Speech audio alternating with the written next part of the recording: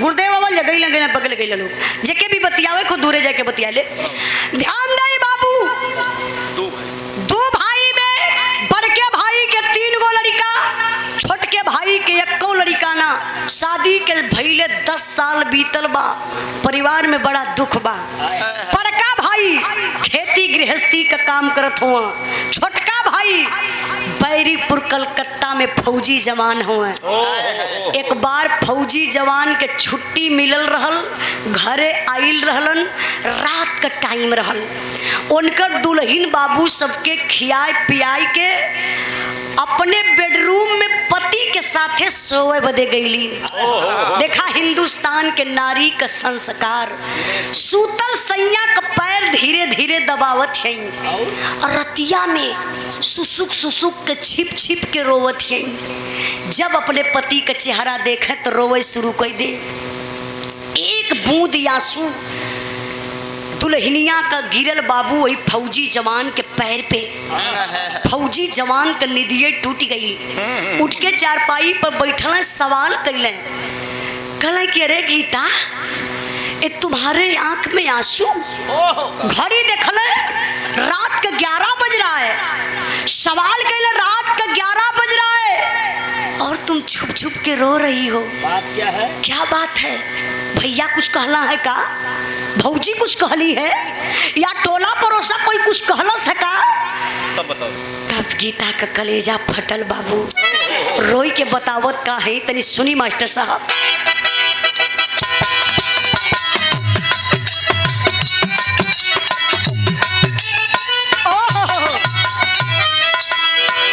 माहुर लिया देता हमारा के खियाई देता,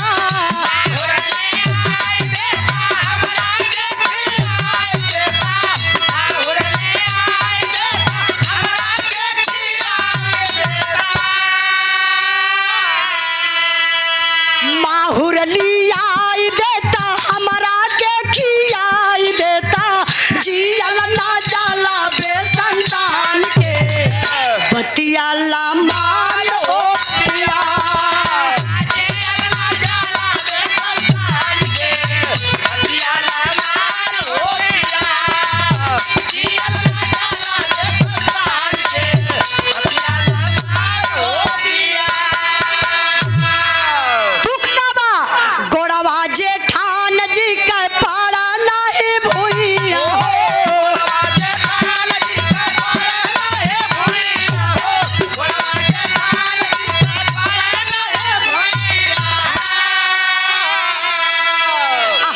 खातिर मुँह निहला अखिया गोसाइया हो,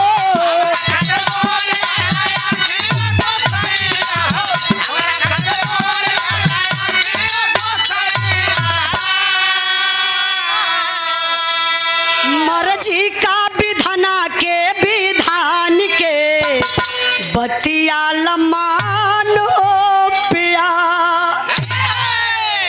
ध्यान दे बाबू, इहे दर्द बा। भैया भैया नमो। आप डॉक्टर दीपक कुमार रहीमपुर से हड्डी वाले भैया, रहीम पट्टी, आप हड्डी के डॉक्टर हैं। भैया की तरफ से 251 रुपये का पुरस्कार, बहुत बहुत प्रणाम, आशीर्वाद कचा रही। बिरहा पर ध्यान दें बाबू। आप राकेश सोनी बंदी पट्टी से, आज भैया कहाँ यात्रा लगा? गुजरात भैया का आज ट्रेन भी रहा है, टिकट कैंसिल करके बिरहा सुने बदे अलन है। बहुत बहुत भैया के प्रणाम। 100 रुपये का पुरस्कार देकर के आप सम्मान किए।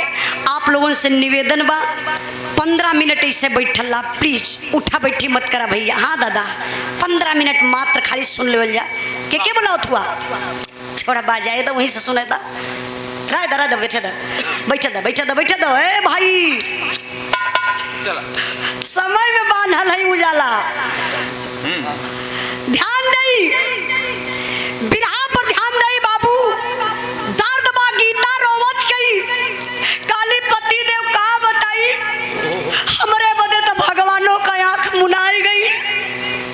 तोरे भैया के 3 गो लड़का हवे।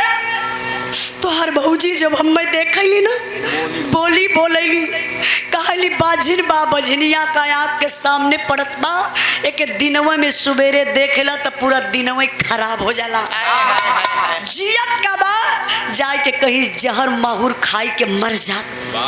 यह दर्द बा पति देव, यही से कहत बनी लिया के जहर दे देता खाई के मर जाती। बारे फौजी जवान दूसर कोई मर्द रहत तो अपने औरत का बात सुन के जाए के भौजाई के मारत चार तमाचा, लेकिन हई फौजी जवान का देखा धैर्य बना ललन। दुनिया का सबसे बड़ा धन बा धैर्य। घबराहट में बड़ा गंदा काम हो जाला, बड़ी गलती हो जाले। कभी भी अगर आपके अंदर गुस्सा आवे, क्रोध आवे, ये हमार मूल मंत्र आप लोग ले लें, खाली धैर्य बनाए लें, शांति बनाई। गुस्सा शैतान होला। अब देखिए फौजी जवान अपने आप के धैर्य बना ललन, अपने दुल्हनिया की अकवारी में पकड़ लें, अही अखिया कैसिया इसे पूछलें, पूछ के दुल्हनिया के समझावत हूँ। डायमंड भैया देखा कैसे समझावत हो मास्टर साहब।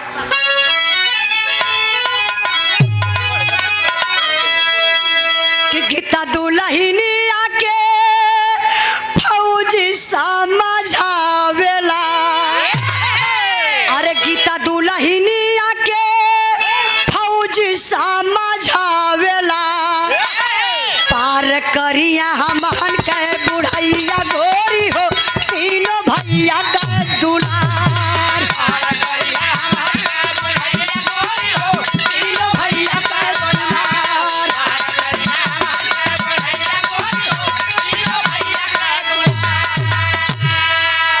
सुन तरल बतिया विधाता खुश भाईल, आया मामा की डरिया पे बौरव लागी गईल,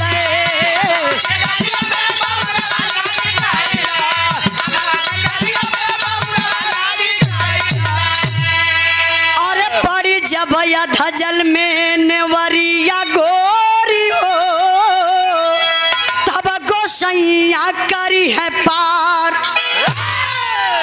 देखा ये फौजी जवान का संतोष, कहना गीता पगली रो मत, चिंता मत करो, अरे पगली हमारे लड़का ना हम त कहा हई भैया के 3 गो लड़का हम ना, यही भैया के तीनों लड़कन के अपन लड़का मानला, दिल में अपन लड़का मान के तीनों लड़कन के सेवा सम्मान करा। बुढ़ाई में भैया का तीनों लड़का हमन के कामे आई है। अब पगली मालिक का बगिया बा, अरे भगवान ना दी है तो जबरी कहीं से लिए बोल जाई, भगवान का देन बा। भगवान फूल खिलई है तो फल मिलबे करी, लेकिन टेंशन मत ला। देखा दोनों प्राणी संतोष कर गईलन। बारे दुनिया के मालिक लगत बाई बतिया वो मालिक सुनत रहले। वो समय ऑनलाइन रहने प्लीज शांति, ओम शांति। हाँ उस समय कौन नेट का जमाना चलत रहा कि भगवान ऑनलाइन रहना, ई बतिया वो मालिक सुनत रहे। बाबू वही अइला में गीता के गर्भ रह गल। देखा खुशी, अब मालिक का मर्जी। 10 साल के बाद गीता गर्भवती हो गई, बड़ी खुशी बा। 3 महीना बीतल बा। जब 3 महीना बीतल, यार फौजी जवान के छुट्टी का डेट पूरा हो गल।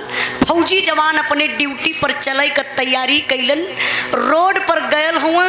परिवार के लोग भी पहुँचावे बदे गयल बा, जैसे आप लोगों के हाईवे बा हंडिया वाला, यही लोग पहुँचावे ऐसे गयल बा, यही मत समझिया। अब परिवार के लोग अगले बगले खड़े बा। अब बस यही में 10 मिनट का टाइम बा। फौजी जवान अपने परिवार के दुल्हनिया के समझावत हुआ। अच्छा समझावत कैसे हुआ, तर्ज बड़ी प्यारी लगल बा मास्टर साहब। तर्ज के छोड़ी भाव बा मास्टर साहब।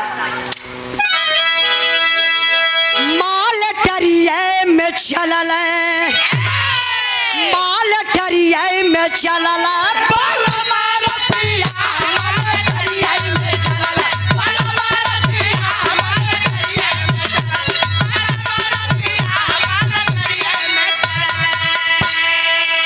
विधि के भरोसे बनैया बुझाइल।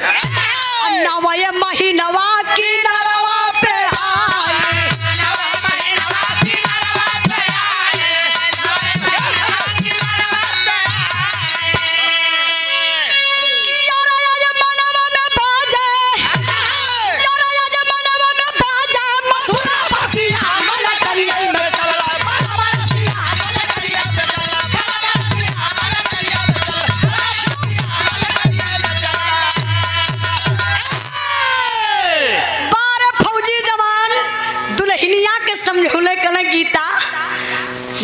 गर्भ धले हुआ ना इ पत्थरे पर दूब उगल बा, तनी संभाल के रहा, कोनो दिक्कत ना हो पावे।